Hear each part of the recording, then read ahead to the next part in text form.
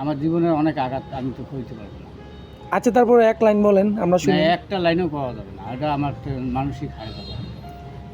আচ্ছা, আপনার বাবার দেওয়া শেষ শিক্ষা আপনার কি ছিল? আমার এক কথা ছিল, আমার বাবা কইছে, বাবা তোমার জীবনে কোনো ঠেকা থাকবে না, তুমি সচল চলে যাবে কিন্তু মজুদ থাকবে না তোমার।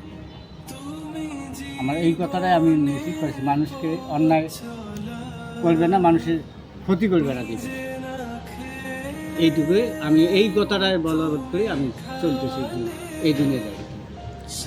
বাবাকে কতটুকু ভালোবাসেন? বাবাকে অনেক ভালোবাসি। বাবার কথা মনে পড়ে? মনে পড়ে না, বাবার কথাই তো সবসময় আমার কান্না আসে। আজকে আমাদের এই জীবনে এটা থাকে,